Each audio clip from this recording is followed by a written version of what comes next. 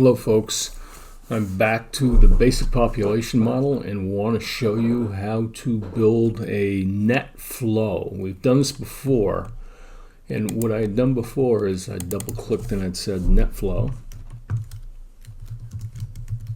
adding a variable, and the net flow is simply going to be your births minus your deaths. And this is a net flow, births minus the deaths. And the units here would be people per year. Subtracting the two rates, all right? So it's as simple as that, but what we want to do, what we're actually going to do now, is I'm going to combine it into this births, and I have to do two things. And so I can eliminate the deaths, and just hit a delete. Well, hit a delete. I can delete this. I'll get rid of that net flow for now also. And here's the key. In the readings, it discusses this fractional death rate is 0.05. My fractional birth rate is 0.1. So the difference between them is 0.05, right? So what I'll call this is the net fractional birth rate. If I double click on this, what I'm going to do is I'll make this 0.05, and I want to go down to this hashtag and change the inputs, because the net fractional birth rate, it could also go negative at this point.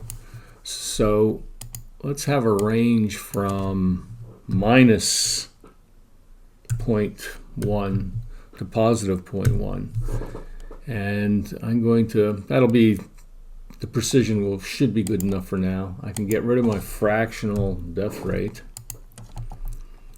And the other thing is this births is still a multiplication. I'm going to go in and click. It's still a multiplication. But what I need to do is make it a biflow. And that way, if my net fractional birth rate is negative, meaning people are dying, they could flow out of this system. So I'm going to double click and I'm going to run this. And I'm getting the exponential growth, that this 0.05 is strong enough to generate this exponential growth here. And now what I'm going to do is just turn this slider down. If I can make it 0, everything's flat.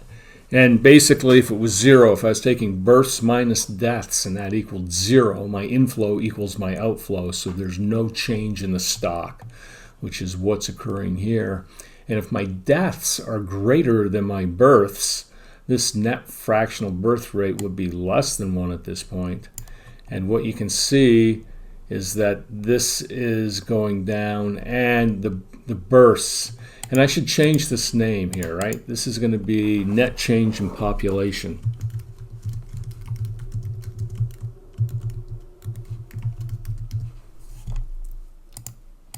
I'll click in there. And there we go. And now this is capturing this concept of the net flow. And I'll run this again. So let me get rid of this. I don't like having these negative numbers. I'm going to change my graph by getting rid of the net flow for now. And just look at my population. I'm going to hit the reset button. And this should be growing exponentially. This is a reinforcing feedback loop.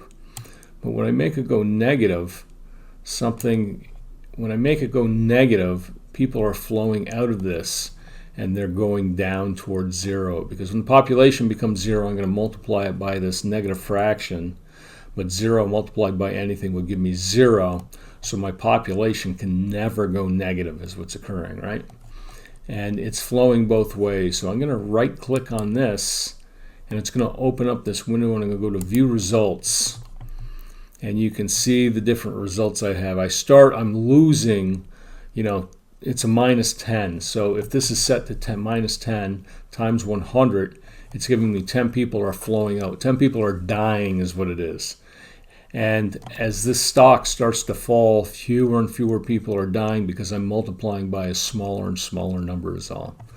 What the idea here was that this is a net flow. This is structure that you can save, and this is what you'll start your new model out at, the homework assignment model. We'll start with this, And if I can pull that homework assignment up, you can't see all of it, but this is what you're going to be starting with, is this net flow. And it's baseline fractional net growth rate instead of what I've labeled it, but you'll be fine with that. It's going to a fractional net growth rate, and that's simply multiplied by this adequacy. Then it's going in to be multiplied here. And these blue boxes are going to indicate what the value should be and what the equation should be.